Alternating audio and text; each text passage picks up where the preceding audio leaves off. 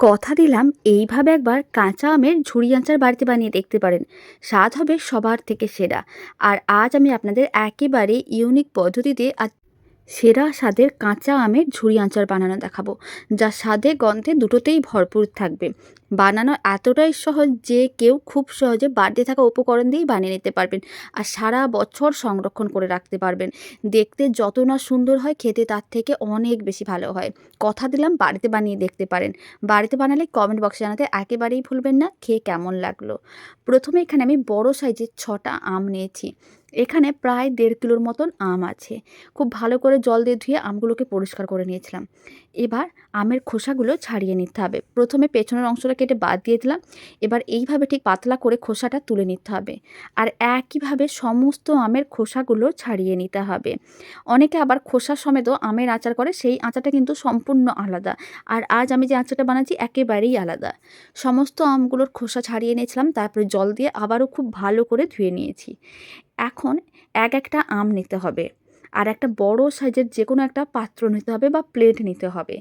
একটা বড় সাইজের প্লেট নিয়েছি আর এরকম একটা গ্রেটার নিয়েছি।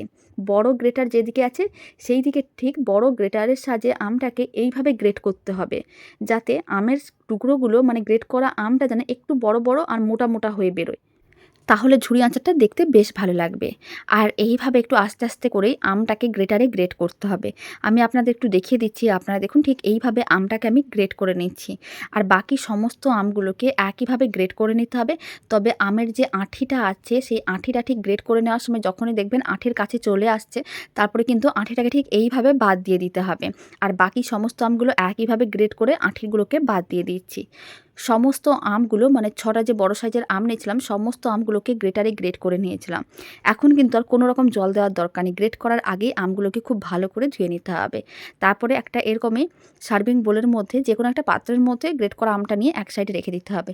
তারপরে যে কড়াইতে আপনারা আচারটা রেডি করবেন সেই কড়াইটা নিয়ে নিতে হবে। কড়াইয়ের মধ্যে প্রথমে গ্রেট করা আমটা দিয়ে দিতে হবে। সমস্ত আমটা একসঙ্গেই দিয়ে দিচ্ছি। এবার আমগুলোকে মানে গ্রেট করা আমগুলোকে খুব ভালো করে কড়াইয়ের চারিদিকে ছড়িয়ে দিচ্ছি। খুব সহজে আচারটা রেডি হয়ে যায়, খেতে ভীষণ ভালো হয়। বাড়িতে একদিন হলেও বানিয়ে দেখতে পারেন, আশা করি আপনাদের খুবই ভালো লাগবে। এবার আমি গ্রেট করা আমের মধ্যে দিয়ে দিচ্ছি মেজারিং কাপের 1 কাপ চিনি। এখানে প্রায় 250 গ্রামের মতন চিনি আছে। টক মিষ্টি ঝাল আমি আচারটা বানাবো, তাই এখানে আমি 250 গ্রাম চিনি দিলাম। লবণ দিয়ে দিলাম বড় চামচের 1 চামচ। এখন লবণ আর চিনিটা গ্রেট করা আমের সঙ্গে খুব ভালো করে মিশিয়ে নিতে হবে। এইভাবে মিশিয়ে প্রায় 30 মিনিটের মতন রেখে দিতে হবে। এতে চিনিগুলো বেশ মেল্ট হয়ে যাবে। লবণের জন্য গ্রেট করা আমটাও কিন্তু অনেকটা নরম হয়ে যাবে। ঠিক এইভাবে সমস্ত কিছু খুব ভালো করে মিশিয়ে নিতে হবে। তারপরে এইভাবে 30 মিনিটের মতন এক সাইডে রেখে দিচ্ছি। আর এই সময় আমি আপনাদের আচারের স্পেশাল মশলাটা বানানো দেখাবো। এই মশলা দিয়ে আপনারা যে কোনো আচার বানিয়ে দেখতে পারবেন। স্বাদ হবে সবার সেরা আর সেন্টটাও হবে অসাধারণ, স্বাদে গন্ধে ভরপুর হবে। তার জন্য একটা কড়াই নিতে হবে, 1 চামচ নিতে হবে 5 ফোড়ন, 1 চামচ নিতে হবে গোটা জিরে, আর দিতে হবে 1 চামচ মৌরি। সমস্ত কিছু আমি 1 চামচ করে দিয়েছি। আর আমি দিয়ে দিচ্ছি 4-5টার মতন শুকনো লঙ্কা।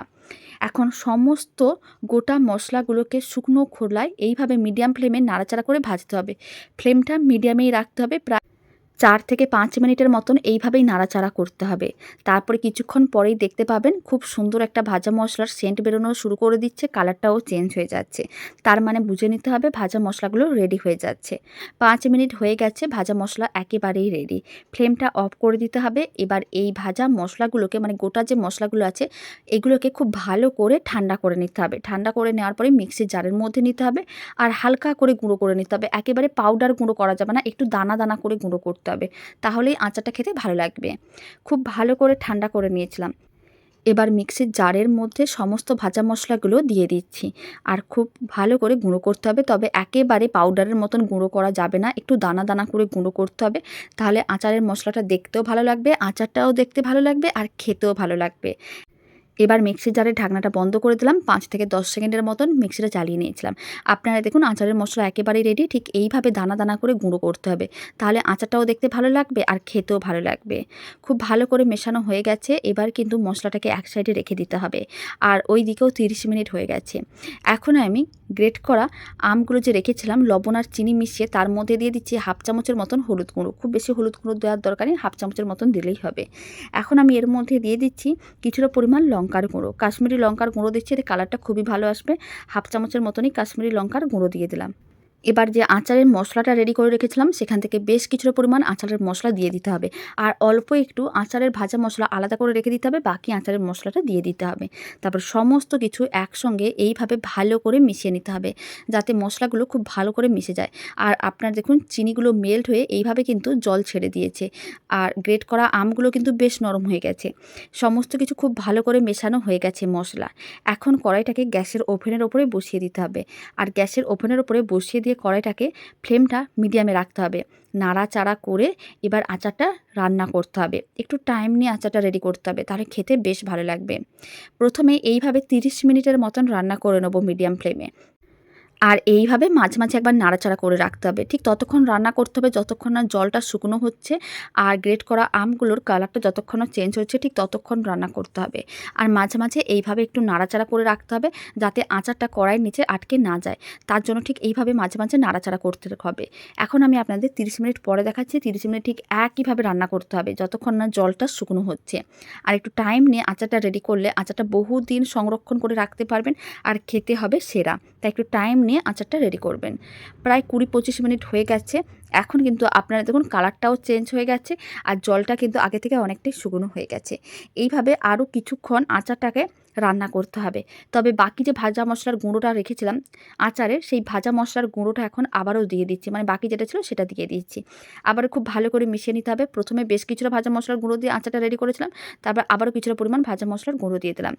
আপনারা দেখুন জল কিন্তু একই রকম আছে, মানে চিনিগুলো যে ছিল সেগুলো কিন্তু জলটা ছেড়ে দিয়েছে, মানে চিনিগুলো মেল্ট হয়ে গেছে। এখন ফ্লেমটা মিডিয়ামে রেখে আরও 10 মিনিটের মতন রান্না করে নিতে হবে। তারপরেই দেখবেন জলটা অনেকটাই শুকনো হয়ে আসছে। ঠিক এইভাবে টাইম নিয়ে আচারটা রেডি করতে হবে, তাহলে দেখতে যেমন ভালো হবে, খেতেও অনেক বেশি ভালো হবে, আর অনেক দিন আপনারা সংরক্ষণ করে রাখতে পারবেন। আবারও 10-12 মিনিট পরে দেখাচ্ছি। আপনারা দেখুন জলটা শুকনো হয়ে গেছে, এইভাবে কিন্তু কড়াই থেকে আলাদা হয়ে যাচ্ছে, আর বেশ ঘন হয়ে গেছে। এখন কিন্তু আচারের মধ্যে দিতে হবে বেশ কিছুটা পরিমাণ সরষের তেল। সরষের তেল দেওয়ার কারণে এই আচারটা দেখতে যেমন ভালো হবে, খেতে অনেক বেশি ভালো হবে। এখন আমি ফ্লেমটা একেবারে লোতে করে দিচ্ছি, আর আমি বেশ কিছুটা পরিমাণ সরষের তেল দিয়ে দিচ্ছি। প্রথমে অল্প করে একটু সরষের তেল দিয়ে ভালো করে মিশিয়ে তারপর আবারও অল্প করে একটু সরষের তেল দিতে হবে। এখানে আমি 1.5 কিলো আমের জন্য প্রায় 150 ml এর মতন সরষের তেল দিয়ে দিচ্ছি। খুব ভালো করে সরষের তেলটা এইভাবে মিশিয়ে নিতে হবে। তারপরে আরও 15 মিনিটের মতন মিডিয়াম টু লো ফ্লেমে আচারটাকে রান্না করতে হবে। তাহলেই কিন্তু কালারটা আরও সুন্দর আসবে। আর তেলটা দেওয়ার পরে আরও 15 মিনিটের মতন রান্না করলে আচারটা খেতে আরও অনেক বেশি ভালো হবে। অল্প সরষের তেল দিয়ে খুব ভালো করে মিশিয়ে নিয়েছিলাম। এখন আমি আবারও অল্প করে সরষের তেল দিয়ে দেবো। এতে আচারটা আপনারা দেখুন কালারটা কত সুন্দর চেঞ্জ হচ্ছে, আর দেখতে ঠিক ততটাই ভালো হচ্ছে যতটা খেতে ভালো হবে। খুব ভালো করে মিশিয়ে নেওয়ার পরে এখন আমি 15 মিনিট এইভাবে আচারটাকে রান্না করে নিচ্ছি। তারপরে আমি আপনাদের দেখাচ্ছি। একটু টাইম নিয়ে আচারটা রেডি করে দেখতে পারেন, খেতে ভীষণ ভালো হবে, আর একবার বানিয়ে 1 বছরের বেশি সংরক্ষণ করে রাখতে পারবেন।